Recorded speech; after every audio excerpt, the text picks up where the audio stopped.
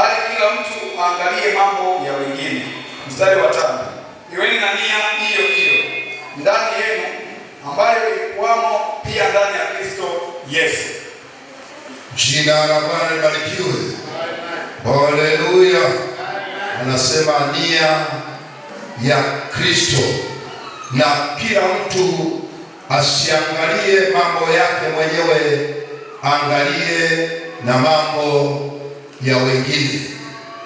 Hakuna tabu na shida inayoendelea kwa Wakristo wa siku za mwisho, hasa kwa habari ya roho hiyo ya egoism, umimi au ubinafsi.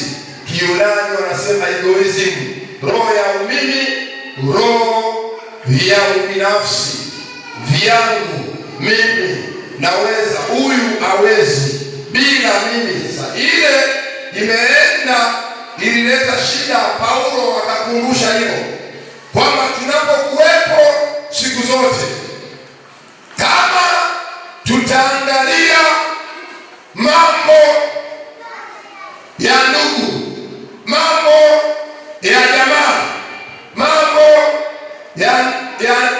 ya mtumishi, mambo ya jamaa yetu, itafika wakati hata habari ya kuongezeka kwa kanisa na mambo mengine inakuwa rahisi.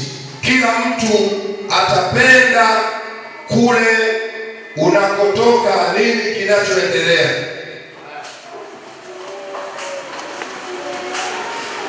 Anasema kila mtu na asiangalie mambo yake mwenyewe.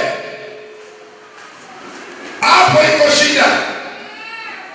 Mara nyingi tumefikia kwamba huyu hawezi, anaharibu mwenyewe, na sisi tunamshangaa. Hata mimi sijui kwa nini anakwama wapi, anafeli wapi. Kumbe ni zamu yako wewe. Namna gani unaweza ukampa elimu kwa elimu ulionayo?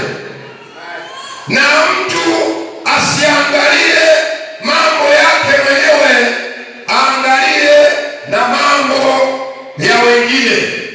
Unataka kuongea nini mchungaji? Nasema hivi, kama Mungu amekupa elimu ya kutosha, kapiga mpaka PhD, tayari Mungu amekupa elimu kwa ajili ya wengine, na Mungu akakupa neema ya vipawa na karama, ukawa mbunifu kwa ajili ya biashara, tayari Mungu amekupa ubunifu kwa ajili ya wengine. Mungu amekupa neema ya kuweza kwa ajili ya kupatanisha huyu na huyu, wakae vizuri, wasigombane. Mungu amekupa hiyo kwa ajili ya wengine.